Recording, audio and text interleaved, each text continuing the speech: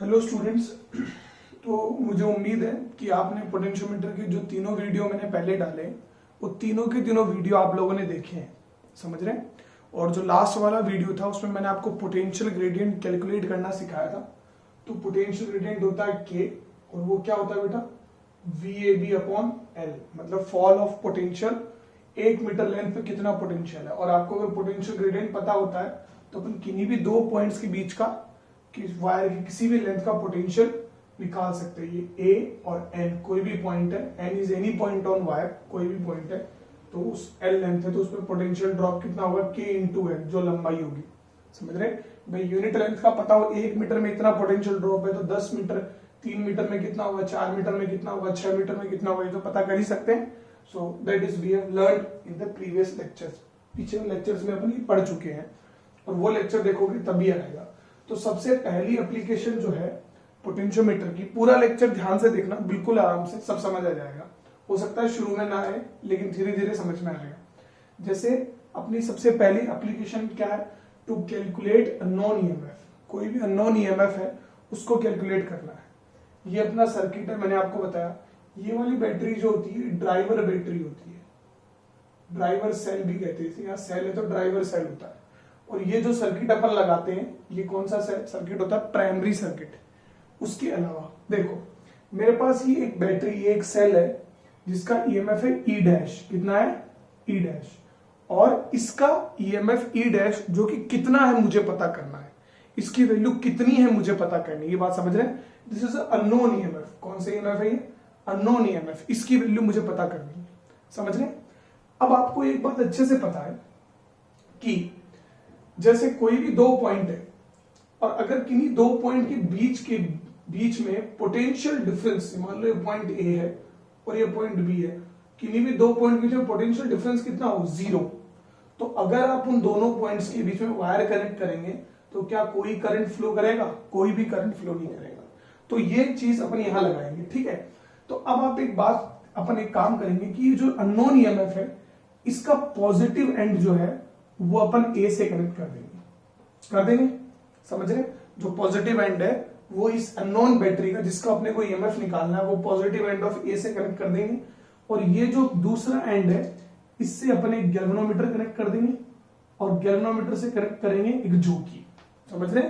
Galvanometer से क्या connect करेंगे बेटा, जोकी। अब इस जोकी का और पूरे का क्या काम होगा, तो ये जो अननोन ईएमएफ इसका पॉजिटिव एंड वहां कनेक्ट कर देंगे जहां अपने ड्राइवर सेल का पॉजिटिव एंड कनेक्ट है, और नेगेटिव से गैल्वेनोमीटर से क्या कनेक्ट कर देंगे बेटा, जो की, समझ रहे। इस सर्किट को, ये वाला जो सर्किट है इसे सेकेंडरी सर्किट कहते हैं। क्या कहते हैं, सेकेंडरी सर्किट कहते हैं, ठीक है। अब अपन एक एग्जांपल लेते हैं, ठीक है। अब एक एग्जांपल लेते हैं। तो मैं आपको पता है कि जैसे मान लीजिए जो ड्राइवर सेल है, एक बार के लिए मान लीजिए कि जो ड्राइवर सेल है उसका ईएमएफ 10 वोल्ट है, समझ रहे। और पोटेंशियोमीटर की लंबाई है 10 मीटर, तो आपका VAB कितना आएगा, 10 वोल्ट। अभी तक अपन ने खूब सोल्व किया, तो अपना K क्या आएगा, 10/10, तो दैट इज 1 वोल्ट पर मीटर। K कितना आएगा, 1 वोल्ट पर मीटर, मतलब 1 मीटर की लंबाई पर 1 वोल्ट पर मीटर, समझ रहे।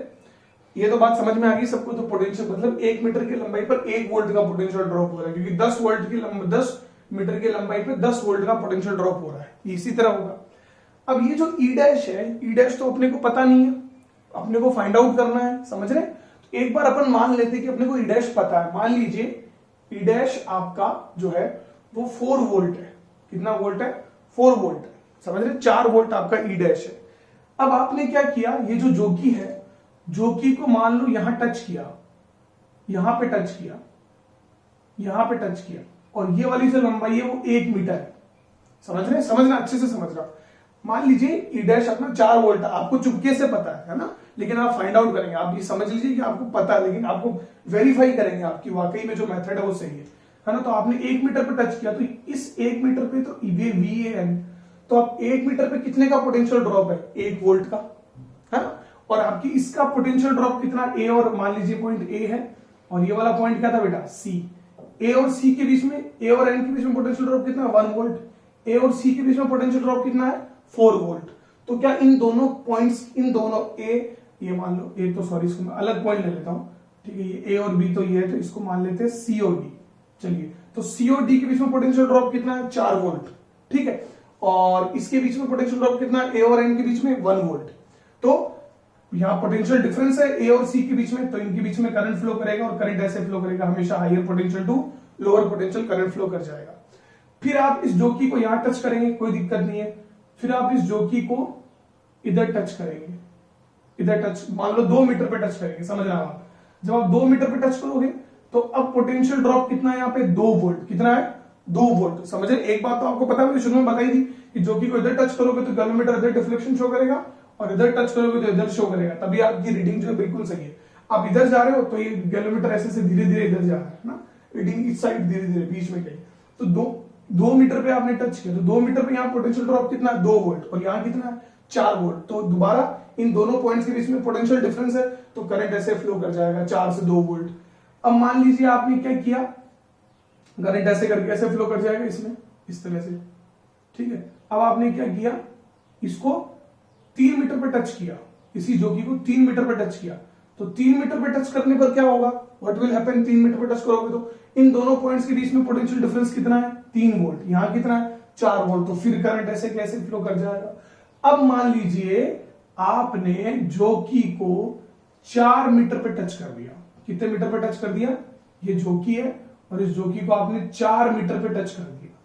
अब जब आपने 4 मीटर पे जोकी को टच कर दिया तो इसका जो ए और एन का है, ये पोटेंशियल ड्रॉप कितने का आ गया? कितने का आ गया बेटा? 4 मीटर पे टच करने पे कितने का आ गया? 4 वोल्ट का आ गया। और 4 वोल्ट सी और डी के बीच में पोटेंशियल डिफरेंस है। तो क्या ए और सी के बीच में कोई करंट फ्लो करेगा? कोई करंट फ्लो नहीं करेगा। और जब 4 मीटर आएगा तो ये गैलोमीटर जो आपका नो डिफ्लेक्शन शो करेगा, नल डिफ्लेक्शन। समझ रहे हो?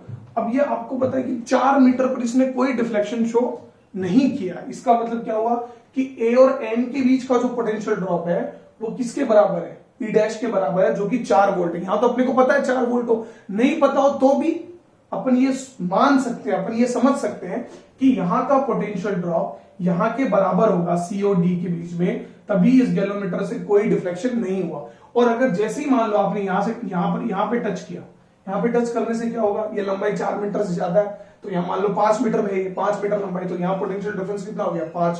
यहां कितना हो गया बेटा? यहाँ पे कितना है? 4। तो ये करंट कैसे फ्लो करेगा? ये ज्यादा है कब? तो करंट ऐसे फ्लो करने लग जाएगा, फिर ऊपर से नीचे आएगा, तभी गैलोमीटर नल पॉइंट के इधर जाने पर इधर डिफ्लेक्शन शो कर रहा है, नल पॉइंट के इधर आने पर इधर डिफ्लेक्शन शो करता है, डायरेक्शन ऑफ करंट उल्टा हो जाता है। ठीक है, तो ये तो आपको एक बात समझ में आ गई कि अपन क्या करते हैं, व्हाट वी डू, अपन करते क्या है। मैं समझाना चाहता था आपको, ठीक है, इस एग्जाम्पल के थ्रू मैं आपको समझाना चाहता था, है ना, कि नॉन वैल्यू देकर मैं आपको समझाना चाहता था कि जैसे ही आप समझना, देखो ये आपका ए और बी पॉइंट है, करते क्या अपन, व्हाट वी डू, जैसे जैसे अपन इस जोकी को टच करते हैं, जैसे जैसे अपन इस जोकी को यहां टच करते हैं, यहां टच करते हैं, तो एक्चुअल में इसका पोटेंशियल ड्रॉप जो है वो डायरेक्टली प्रोपोर्शनल टू लेंथ है। तो जैसे जैसे टच करते पोटेंशियल ड्रॉप बढ़ता है, बढ़ता है, बढ़ता है, फिर एक पॉइंट आता है जहां पर potential drop across VAN become equal to VCD, समझ रहे हैं, है ना। तो मतलब as we slide jockey on potentiometer wire, potential drop increases and at a particular point पे क्या होता है कि VAN become equal to VCD, VAN equal to VCD, VAN किसके बराबर हो जाता है, VCD के बराबर हो जाता है, hence no current flows through galvanometer. मुझे कई बच्चों ने पूछा था, कई बच्चों के दिमाग में आता है कि सब जब पोटेंशियल डिफरेंस मेजर करता है तो कोई करंट कैसे ड्रॉ नहीं करता। देखो बेटा, ऐसे कोई करंट ड्रॉ नहीं करता, तब इस सी और डी के बीच में पोटेंशियल डिफरेंस मेजर करना है उसको, लेकिन वो सी और डी के बीच में कोई भी करंट फ्लो नहीं करवाता उस समय। क्यों? क्योंकि उस समय सी और डी का पोटेंशियल डिफरेंस किसके बराबर हो जाता है, ए और एन के। अब सी और डी के बीच में पोटेंशियल डिफरेंस किसके बराबर है, बताइए बच्चे, ई के बराबर है। अच्छा, कई बच्चों को ऐसे लगेगा कि सर ये तो सेल है, तो सेल का इंटरनल रेजिस्टेंस भी तो होता है, तो ले लो बेटा आप इंटरनल रेजिस्टेंस भी ले लो सेल का, लेकिन सेल में से जब कोई करंट फ्लो नहीं करता है तब VCD किसके बराबर होता है? E डैश के बराबर ही तो होता है, तब इंटरनल रेजिस्टेंस का कोई रोल होता ही नहीं है। और अपन सेल का EMF तभी पता करते हैं जब उसमें से सेल का EMF तभी अपने पता कर सकते हैं जब उसमें से कोई करंट फ्लो नहीं हो रहा हो। समझ रहे हो? ये L बैलेंसिंग लेंथ कब आएगी?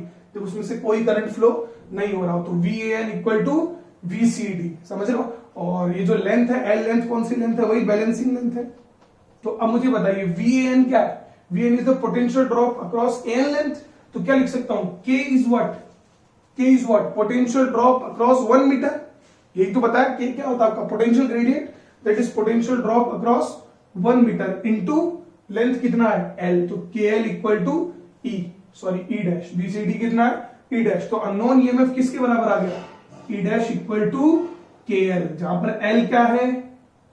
बैलेंसिंग लेंथ, जिस पर कोई भी करंट पास नहीं होता है। समझ रहे हो? मेरे हिसाब से सबको समझ में आ गया होगा कि क्या मतलब है। और K तो बताइए आपको, K निकालने के तरीके तो मैंने आपको बताए, कैलकुलेट करने के तरीके आपको बताए, और मैं भी आपको इस पे न्यूमेरिकल कराऊंगा तो और समझ में आएगा। सब बच्चों ने नोट कर लिया होगा स्क्रीन पोस्ट करके, ठीक है बेटा? तो मेन कॉन्सेप्ट क्या है कि बैटरी के सेल के टर्मिनल्स का पोटेंशियल डिफरेंस इसके ऊपर आ जाता है। समझ रहे? अब इसमें एक बात में हमेशा आपको ध्यान रखनी है, एक कॉन्सेप्ट बहुत इंपॉर्टेंट है कि जो ड्राइवर सेल का EMF है वो बड़ा होना चाहिए E डैश से, हमेशा बड़ा होना चाहिए। समझ रहे हो? नहीं तो देखो, मान लो यार 10 वोल्ट का पोटेंशियल ड्रॉप है, तो ये 10 वोल्ट का पोटेंशियल ड्रॉप पूरा का पूरा यहां आएगा। अब आप सेल ले रहे हो 12 वोल्ट का, कितने का ले रहे हो? 12 वोल्ट का। तो 12 वोल्ट तो इस पर कभी आएगा ही नहीं, और 12 वोल्ट इस पर कभी आएगा नहीं, तो ये 12 वोल्ट बैलेंस कहां से होगा? समझ रहे? तो ये हमेशा कम मतलब क्या होना चाहिए? हमेशा ज्यादा। 10 वोल्ट का है तो ये 4 वोल्ट का है, तो 10 वोल्ट का पोटेंशियल ड्रॉप इस पे आएगा, तो 4 वोल्ट का कहीं ना कहीं तो आ ही जाएगा। जहां 4 वोल्ट का आ जाएगा वहां इसमें ये गैल्वेनोमीटर में से कोई करंट फ्लो नहीं होगा। लेकिन जरूरी क्या है कि ये EMF हमेशा बड़ा होना चाहिए, काफी बड़ा होना चाहिए। ठीक है, चलिए तो मैं अभी आपको क्वेश्चन दूंगा सारे बच्चों को। आपको समझ में क्या आया कि E डैश इक्वल टू क्या होता है? फॉर्मूला क्या होता है नॉन EMF का? E dash equal to KL। E dash equal to KL। तो सबसे पहला क्वेश्चन जो है वो मेरा इस तरह से है आप लोगों से। ठीक है, ये 10 वोल्ट है और ये जो रेजिस्टेंस है वो 2 ओम है, but it will not make any difference. ठीक है, और एक बार रेजिस्टेंस नहीं देता हूं, सिंपल ही क्वेश्चन देता हूं। और ये आपका E डैश है, लंबाई जो है वो 20 मीटर है, और ये गैल्वेनोमीटर है, और balancing length is 5 metre. You have to find out E dash. E dash बताओ, व्हाट इज E डैश? तो स्क्रीन पोस्ट करके सारे बच्चे सॉल्व करेंगे। तो देखो बेटा, आपको पता है E डैश का फॉर्मूला क्या होता है कि यहाँ पे जो EMF है वो बैलेंसिंग लेंथ कितनी है? L आपकी बैलेंसिंग लेंथ है, तो इस लेंथ पे जो पोटेंशियल ड्रॉप है उसके बराबर आ जाएगा। तो इस लेंथ पे पोटेंशियल ड्रॉप क्या होगा? ये मान लो ये पॉइंट N A N हमेशा लिखा करता है कि और कॉन्सेप्ट क्लियर हो जाए, इक्वल टू VAN आ जाए, मतलब potential drop across length AN। तो पर यूनिट लेंथ पे पोटेंशियल ड्रॉप क्या होता है? K। L लेंथ पे क्या होगा? K into small l। तो E dash will be equal to K into small l। अब अपने को K नहीं पता, तो K का फॉर्मूला क्या होता है? बहुत सॉल्व किया अपन ने, VAB अपॉन L। क्या होता है? VAB upon L। और तुम्हें पता A और B के बीच में पोटेंशियल डिफरेंस कितना है? 10 वोल्ट, तो दैट इज 10 अपॉन 20। तो आपका K किसके बराबर आ रहा है? 1/2 वोल्ट पर मीटर। समझ रहे हैं? और आपका L कितना है? 5। तो E dash will be equal to क्या आएगा बेटा? K कितना है? 1/2 एंड L इज 5, तो E dash will be what? 2.5 volt. Very good, समझ रहे हैं? बहुत आसान है। तो आपने देखा कि K कैसे काम आया है ना। धीरे धीरे मैंने लेक्चर बनाया, धीरे धीरे बिल्कुल सारे स्टेप्स को लेकर मैंने लेक्चर बनाया था। स्क्रीन पोस्ट करके सारे बच्चे आंसर लिख लेंगे। अब मैं एक क्वेश्चन और दे रहा हूं आपको।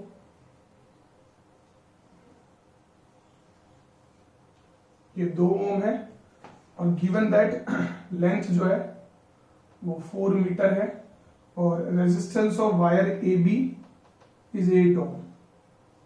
Find E dash. अच्छा, मैं इसमें एक काम करता हूं, मैं यहाँ रेजिस्टेंस भी लगा देता हूं, रेजिस्टेंस ऑफ 2 ओम।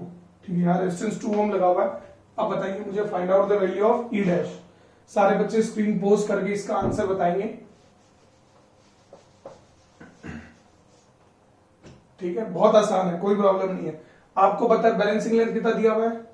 4 मीटर। ठीक है, ओके कोई प्रॉब्लम नहीं। ई डैश को निकालना है तो E dash will be equal to V A N आएगा, तो E dash will be equal to K into L. अब अपने पास अननोन चीज क्या है, के और ई डैश। तो के का फॉर्मूला क्या होता है बताइए, के का फॉर्मूला क्या होता है, V A B upon L. L तो 10 मीटर है, कोई प्रॉब्लम नहीं, वी ए बी। अब वी ए बी या तो वी ए बी आपको निकालना पड़ेगा, तो resistance of R A B दिया हुआ है, ठीक है, resistance of R A B. तो ये सर्किट ऐसे बन सकता है छोटे तौर पे, ये आपका 10 वोल्ट, ये 2 ओम। इस तरह क्वेश्चन मैंने आपको पिछले वाले लेक्चर में करवाए थे, इसलिए करवाए थे, वो यहां काम आते हैं। 8 ओम, ये आपका ए और बी है, तो करंट कितना आएगा 10 अपॉन 10, तो दैट इज 1 एम्पियर करंट इसमें से फ्लो कर रहा है। अब आपको क्या चाहिए, वी ए बी, तो वी ए बी क्या आएगा मुझे बताओ, आई इंटू आर, तो 1 इंटू 8, तो वी ए बी कितना आएगा 8 वोल्ट, समझ रहे हैं। तो इस पे 8 वोल्ट है, समझ रहे हो। अब मुझे एक बात बताओ, अगर ये आपका ई डैश 10 वोल्ट का होता या 20 वोल्ट का होता या 12 वोल्ट का होता, तो क्या इस पर आती उसकी बैलेंसिंग लेंथ, नहीं आती, क्योंकि 8 वोल्ट तक ही आप यहां पर ऑब्टेन कर सकते हो और 8 वोल्ट के करस्पॉन्डिंग लेंथ आपको मिल सकती है। तो V A B equal to 8 volt आया है। अब आपको क्या चाहिए, what you need, E dash चाहिए, तो के आ गया, तो के क्या आएगा बताओ, 8 अपॉन 10, तो 0.8 वोल्ट पर मीटर, मतलब 1 मीटर जाने पर कितने का फॉल हो रहा है, 0.8 वोल्ट का। आपको ई डैश चाहिए, तो E dash will be equal to K कितना है 0.8 और लेंथ कितना है 4, तो 8 चौक 32, तो EMF will is what 3.2 volt. तो ऐसे आप इसका ईएमएफ बता सकते हो। मैंने क्या बताया था कि यहाँ पर जो रेजिस्टेंस है उसका कोई फर्क नहीं पड़ता है। क्यों नहीं पड़ता है, क्योंकि जब ये बैलेंसिंग लेंथ आती है, जब ये बैलेंसिंग लेंथ की कंडीशन दी हुई है, इसका मतलब इसमें से कोई करंट फ्लो नहीं कर रहा, और जब इसमें से कोई करंट फ्लो नहीं कर रहा तो इसका कोई मतलब नहीं है। सी और डी के बीच में पोटेंशियल डिफरेंस जो आता है वो सिर्फ और सिर्फ किसके बराबर होगा, ई डैश के।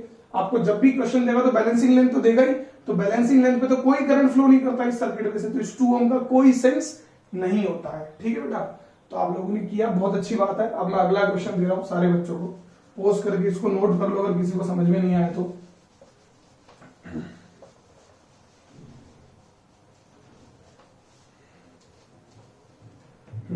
अगला क्वेश्चन, ये मान लीजिए 20 वोल्ट है, थोड़ा सा चेंज कर देते, ये 4 ओम है और यहां पर करंट जो फ्लो कर रहा है वो 2 एम्पियर करंट फ्लो कर रहा है, ठीक है, 2 एम्पियर करंट इज फ्लोइंग, और बैलेंसिंग लेंथ जो है वो 2.5 मीटर है, और यहां पर मैंने 10 ओम लगा दिया। Now find out E dash, E dash निकालना आपको, you to find out E dash, calculate E dash. सारे बच्चे कैलकुलेट करेंगे स्क्रीन को पोज करके, देखो ई डैश कैलकुलेट करना आप सबको, ठीक है। तो दिया हुआ क्या है, बैलेंसिंग लेंथ कितना है बेटा, स्मॉल एल 2.5 मीटर, ठीक है, और अब आपको चाहिए के, तो ई डैश जो है वो किसके बराबर होगा, के इंटू एल, ये जो ईएमएफ होगा सी और डी के बीच में वी एन के बराबर होगा, और वी एन क्या होगा, के इंटू एल। अब के क्या होगा, V A B by L, समझ रहे। अब वी ए बी आप क्या निकाल सकते हो, तो आई इंटू आर ए बी निकालते हैं, लेकिन आर ए बी तो आपको दिया हुआ ही नहीं है, तो आप मेरा वाला वो जो मेथड ओपन किरचॉफ लॉ वो लगाएंगे। यहाँ पे पोटेंशियल ड्रॉप कितना है, प्लस ए, और यहाँ पे कितना माइनस वी बी, तो वी ए माइनस 20 आ गया, और सामने से गया तो प्लस 8 और minus V B equal to 0, तो V A minus V B किसके बराबर आया 12, तो वी ए बी कितना आया 12 वोल्ट आया। मतलब ये कितने तक का पोटेंशियल डिफरेंस यहां मेजर कर सकता है, 12 वोल्ट तक का, समझ रहे। अगर ये बैटरी 14 वोल्ट की होती है, 16 वोल्ट की होती तो इस पे वो लेंथ मिलती नहीं जहां पर 12 या 14 या 16 वोल्ट का पोटेंशियल ड्रॉप होता। तो अब के कितना आएगा, के विल बी व्हाट 12 अपॉन 10, तो दैट इज 1.2 वोल्ट पर मीटर। मतलब 1 मीटर पे कितने का पोटेंशियल ड्रॉप आ गया, 1.2 वोल्ट का आ गया।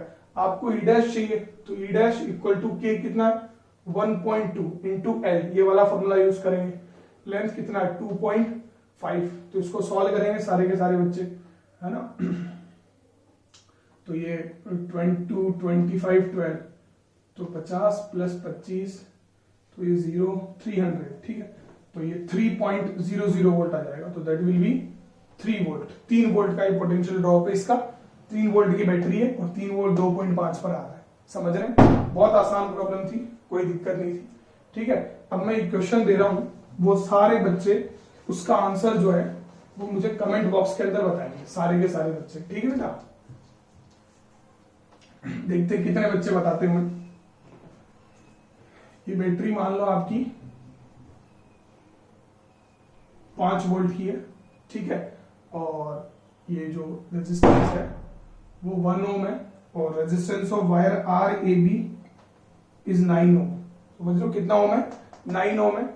और बैलेंसिंग लेंथ है 3.2 मीटर, 3.2 मीटर। और यहाँ ई डैश, कैलकुलेट ई डैश। इसका आंसर सारे बच्चे कमेंट बॉक्स में देंगे। और तुमको ये अननोन ईएमएफ पता करना समझ में आया कि नहीं आया ये भी मुझे बताएंगे सारे के सारे बच्चे, ठीक है। फिर अपन अगला वाला जो टॉपिक है इसका वो अपन पढ़ेंगे, कंपैरिजन ऑफ ईएमएफ। जाते जाते एक बात बता दूं कि बस ये बात ध्यान रखनी कि यहाँ का पोटेंशियल ड्रॉप डिफरेंस जो है वो यहाँ के बराबर आ जाता है, तो कोई करंट फ्लो नहीं करता। और यहाँ का जो पोटेंशियल डिफरेंस होता है वो किसके बराबर होता है, केएल के बराबर होता है। के क्या होता है, पोटेंशियल ड्रॉप अक्रॉस 1 मीटर, और एल भाई उतनी लेंथ, तो उतना पोटेंशियल ड्रॉप हो जाता है। तो यहाँ का पोटेंशियल ड्रॉप यहाँ के बराबर है, तो कोई करंट फ्लो नहीं करता और वो बैलेंसिंग लेंथ आ जाती है। बहुत आसान है, जरूर बताएंगे मुझे अगला टॉपिक इसके बाद।